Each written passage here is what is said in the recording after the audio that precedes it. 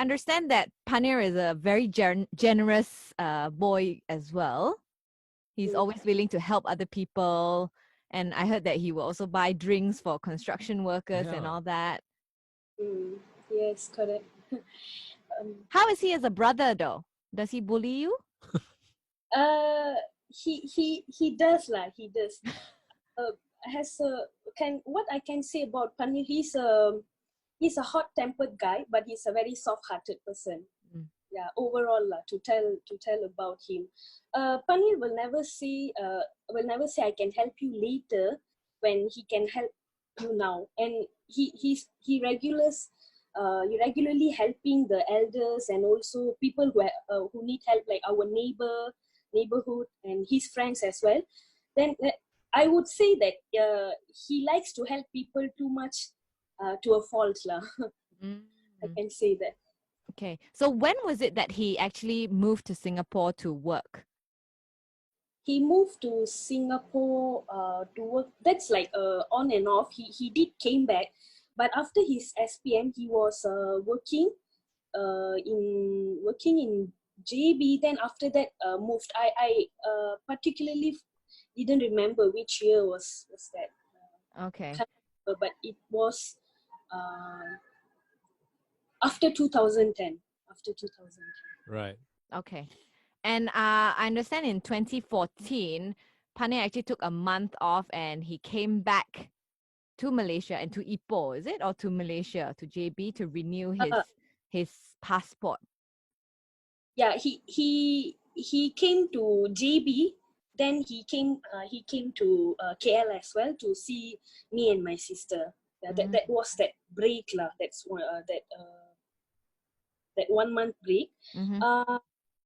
To explain more, Paneer have a few to non friends in Johor Bahru in Singapore. So he always busy working, right? So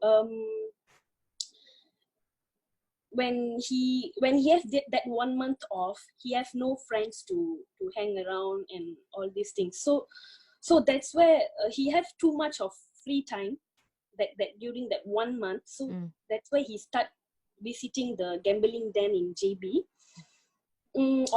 quite often also.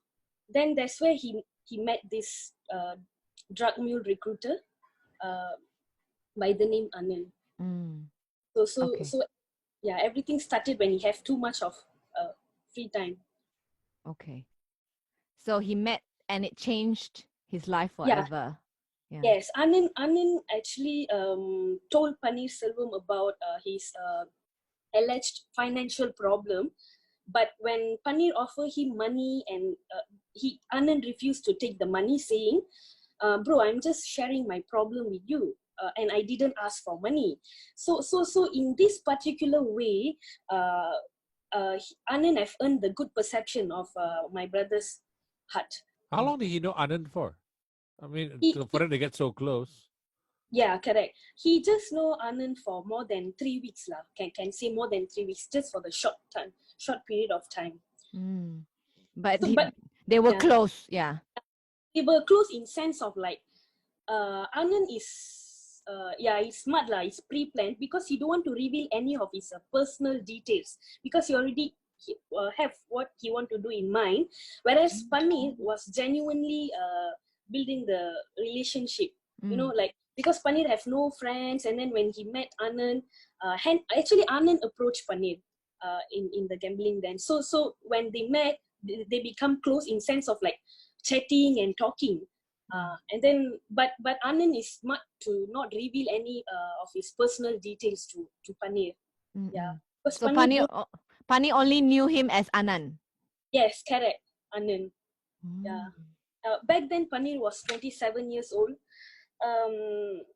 So I guess that he got carried away when he met. Okay. Now, how did you and your family feel when you first heard of his arrest and subsequent death sentence? Yeah, was devastated. We were very devastated. Didn't expect it at all. It was unexpected because after some time, Paneer have not really keeping in touch with us. After some time, despite regularly sending money for my expenses because I was studying, at first, and the first thing we heard that we couldn't believe our ears. We couldn't believe our ears. Then for a moment, and from that moment we enter a new dark chapter in our life lah. When we heard that he got caught in a Woodlands checkpoint, then my sister first found out. Actually, my sister first found out, and we were in the state of panic and regret. We was not sure what to do, whether to tell it to our parents, how will they react. But we have no choice, we have to tell. But at that time, and subsequently, when we heard about the death sentence was imposed on him in 2017, we was just praying hard, because we know that after the death sentence have been imposed, the chances are very less compared to before. So yeah, we pray very hard lah. We pray very hard since then to get another solution. Yeah. Who was the one that found out first about the arrest? I mean, how did you guys find out about it? My sister first found out. Actually, it took about 1 week time to really find out where Paneer is, because when the Singapore police caught my brother, they didn't let the family know, and my sister was like keep calling Paneer and couldn't get him, couldn't reach him. Then she started calling the one of the owner of the room where he rented in JB, the house owner. So she started calling, and the owner was telling, oh, Paneer didn't come back for 2 days. And then that's all the owner know. But we was thinking that because sometimes he don't come back, because he work a repeated shift in Singapore, he stay there. So we was thinking, oh, maybe he's working, or we are unsure. But why he's not answering the phone? So on, because we suspected. And one of Paneer's friend called my sister on that particular day, saying that I saw your brother's name in the TV showing that he got arrested. Then I don't know whether the friend is true or no, but after he said this, we got shocked and we contact. We don't have much friends in Singapore. We only know one pastor. So we asked help from the pastor and we found out. But it takes about 1 week time to really find out where Paneer was that time. Wow. And I actually read that your sister, Sankari, actually went to investigate in JB. Tell us what she had to go through. It was very challenging, My when Paneer lost the case in 2017, he lost the case, right? So my sister actually was crying to Paneer, saying that please remember some details of Anand, so that I can go down and do the detective work, but at least I should have at least one information so that I can start my work. So she actually really cried to Paneer that we want to save your life, but you have to help us as well, like to because this is already maximum, the sentence have been given, we have to do something. So my sister took these two information, and then my sister and my father went to the flats. They actually get down from the car and then literally walk on the street under the hot sun, asking each and everybody there whether they know a guy driving blue Proton Vira. Actually, I want to cry when I imagine the moment, because it was very unexpected. We never imagined doing all these things, but because of Paneer have put us in this situation, we have to do that. It was very challenging. People, when we go nearer, people were afraid because they think we want to do something. And then many people choose to say they don't know. When they look at the picture, they like, but they tell us, no, we don't know. because maybe they are scared to reveal or something. But finally, after asking many people, like literally each one we meet, we ask, do you know this car, who driving it, where's his house and all that. But at last we met this stranger that know who is driving the car and what's the car number plate. That's the good thing about it. So once my sister find it out, then she jot down in a paper. Then my sister and my father came back lah. But I just keeping it more short lah here. But during that time, it was like very very challenging in the sense of like new place, new things. And then we are talking about drugs here and drug recruiter and drug mule. This is all like very new term for us as a family. But did Paneer not know any information about Anand at all besides the car that he drives and where he lives? Yes. Actually, the where he lives is also Paneer don't know. So he suspect that Anand could be from there. But it turned out that Anand used to hang in Perling flats, according to the stranger that we met. But Paneer only know one details. So we can understand that how Anand have manipulated my brother, influenced him. Because otherwise, because this is already dead, otherwise Paneer would have revealed, because he have to save his life. But until the end, he know nothing. He only know the car color. Only know the car color. So we was actually very surprised how he got cheated like this. But we want to put it aside first to just focus on the case right now. Try to save him, right? Because there are a lot of things they were close, yet he doesn't know so much about this guy. So it's all very dodgy at one and he point, trusted him with everything. Basically. He trusted actually trusted us, and end up in a dead row. Just meeting him, just like after 3 weeks of meeting Anand, he end up on dead row. How do you guys keep in contact with Paneer right now? Do you have to travel down to Singapore to visit him in prison? The last I visited him on February. Last February I visited him on 16th. After that I didn't visit him because of this pandemic. And he used to call us from prison. Not every Saturday. 2 weeks once. 2 weeks once Saturday. He will call my sister and talk for 30 minutes. He got the 30-minute slots, replacing when we cannot visit. So they are giving alternative solution that we can talk. The one also we asked them to do some substitute arrangement. So they did give us a chance to talk with Paneer via phone. Now with the lockdown and the MCO, what is the current situation with his appeal and his case?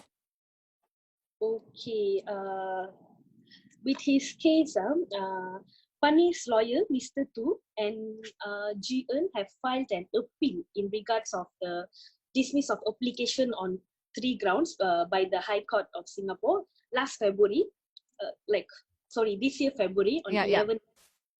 And then, however, there was no date given for the Court of Appeal because they have dismissed the 3 grounds, and then the lawyer want to file an application to the Court of Appeal, but there was no date given yet for the Court of Appeal. I think due to all this pandemic and a lockdown, they have closed as well.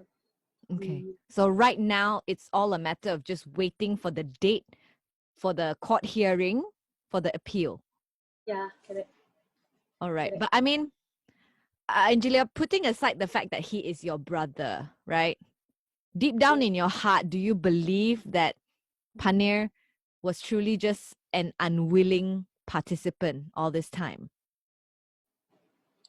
Yes, like deep from my heart, I trust that he's innocent, and has in like unwilling participant, has in like means he didn't know, he was set up.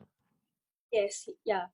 deep from my heart, I know he's innocent and he was set up. Because to be honest, if he would know that he have to go through this death row, at first place he wouldn't have been doing this. Nobody would, right? Nobody would. Yeah. But I think one saving grace from this is that Paneer didn't let prison be the end of him. He sort of made good use of the time he had inside to continue to learn and improve himself. Tell us about how he is today. He transformed overall. He really transformed. Paneer never sit inside the prison doing nothing.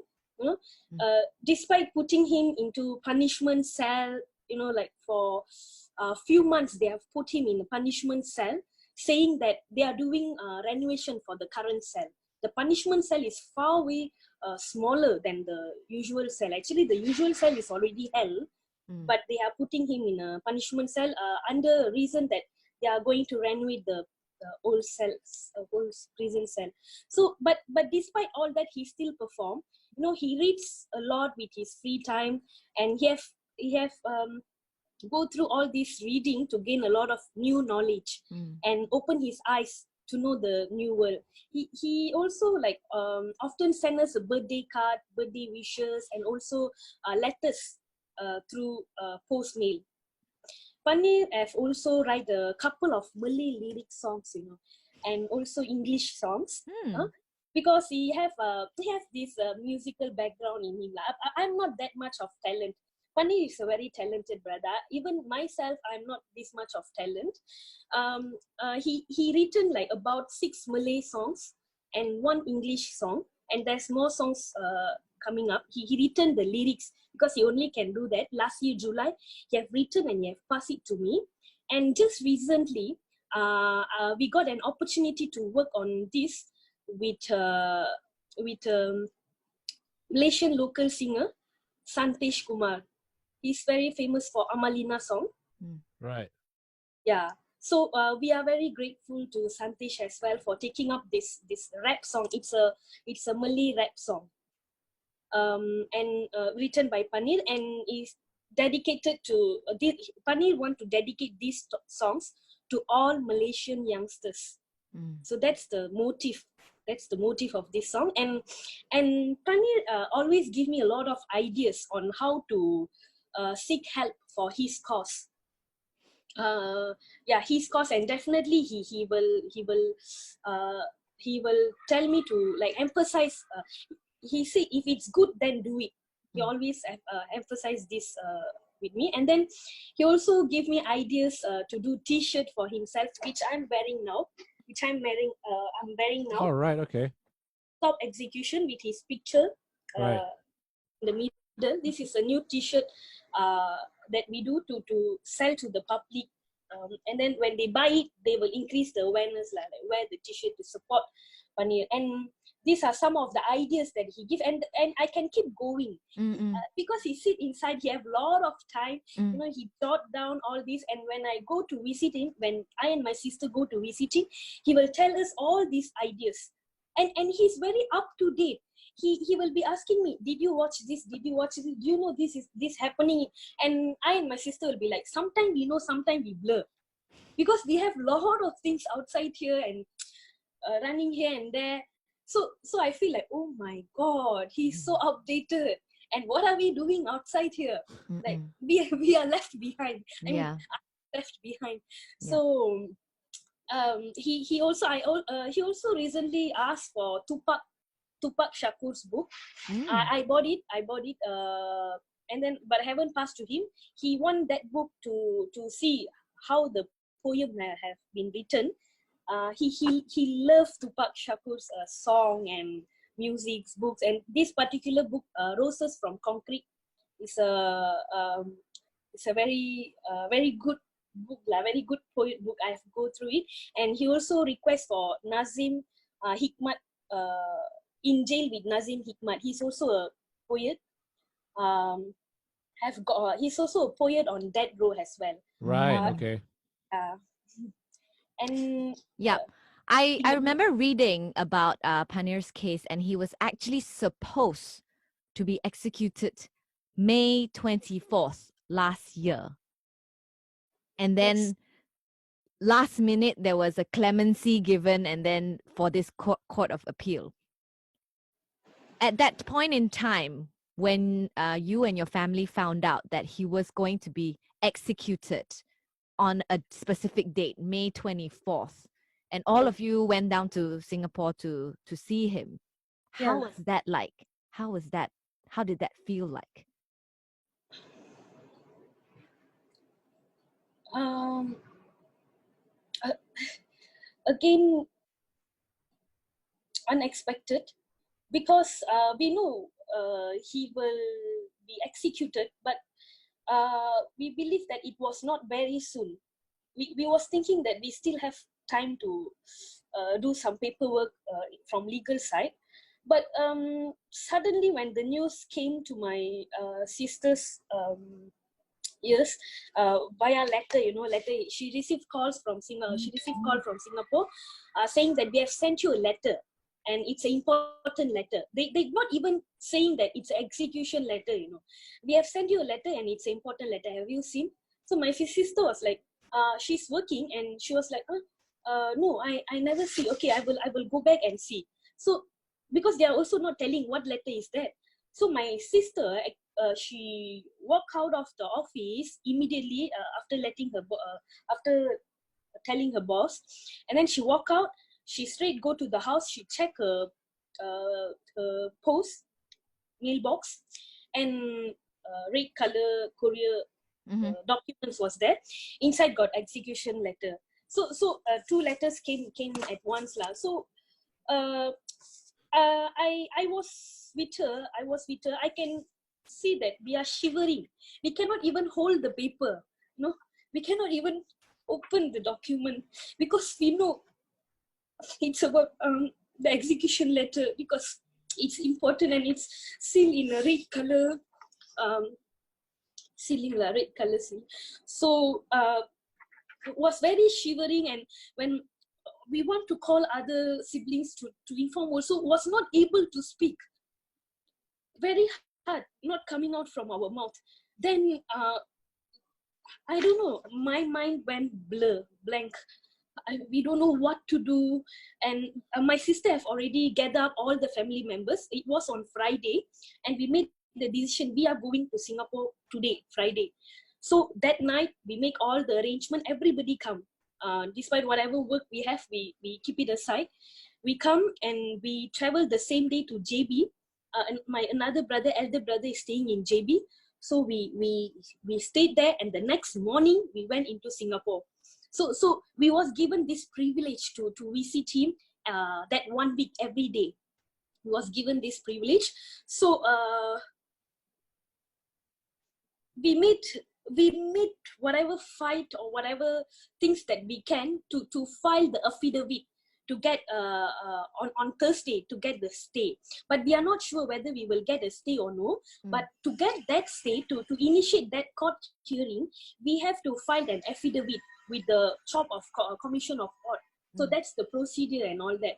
So to get this done, oh my God, my sister and my family was like, sometimes we crying, sometimes we angry. We are unsure about our mood really. And at one point of time, we are not even talking to each other, because that's so dehydrated. Like, we don't know. And in another side, the prison authorities are doing everything that they could to stop the court hearing. So that's another side. So was very terrible and tough. And I wish that nobody have I wish if can nobody have to go through this tragedy in their life path. But how was the feeling when that appeal actually went through, the stay? What do you call it? The stay appeal, is it? Stay of execution, right? Stay of execution. Sorry, The stay of execution, right? the stay of execution. Okay. So what happened when the stay of execution was passed and Paneer was freed from execution on that day? Thank God, it was a miracle. Actually, it was a miracle. Just 10 minutes before the court hearing, the lawyers came out of nowhere with lawyer Shureen, and lawyer Latifa. So they came, and we was happy. We was happy that he will not be executed the next day. Actually, it's a relief, like it's a relief, because that afternoon when we entered the court, we couldn't even walk. Our legs are so so hard to put a step, to enter the court. We are unsure whether we have to go through funeral service the next week, or very uncertain, very uncertain. And we are very happy lah. We are really thankful to God, to make us to give us a solution at the last minute. Remember, I was telling that when 2017 the death sentence have been imposed, we was praying to God, please make another way, another solution. But we don't know that another solution is this one. It's very last moment, a very 11th hour. So we are very grateful to the lawyers and to the people who have came to the courtroom and supported us. And it was overall a happy feeling, a relief feeling. But between a death sentence and potentially going to the gallows and maybe saving him from that, the other option is life imprisonment. Isn't that just as bad though? That means your brother's going to be behind bars for the rest of his life. Yeah, correct. If you ask me, life imprisonment is worse than capital punishment, because they have to suffer and being there. But I have this strong belief, strong faith in my brother that if we can save him from the noose and put him into life imprisonment, down the road, because there's a lot of changes is happening. We never know. Down the road, there might be changes in the justice system. There might be changes in some other things, or miraculously, because miracle happens, miraculously maybe from good conduct, out of good conduct or something, Paneer would have released. Yeah, I know this is a very impossible dream I have on my brother, because we are well aware of the seriousness of the drug offences in Singapore. We are well aware. After this incident, after 2014 incident, we got to know all these things. Despite all that, our instinct is saying that not to give up, not to sacrifice his life, not to give up. If we could save him from the noose, make a U-turn at the 11th hour from the death row, from being executed. So there will be a chances. There will be a chances. Just not now. We have to wait for the time. We have to go through this. So we believe because impossible itself is saying I am possible. If you spell separately and all this. So I believe that there is a way for my brother to get out of the prison, but not now. There will be a time. Yeah. So that's why we are trying so hard to commute his execution to life imprisonment, his death sentence to life imprisonment. Yeah. But because then at least there's still hope that he can come out alive. Correct. Correct. Now, I know your entire family, you've exhausted all your energy in helping Paneer to well, I guess the ultimate goal is to come out of prison, right? Do you think there's any more that you can do at this moment, or how can we as Malaysians help this cause? I always believe that I can do more to help this cause.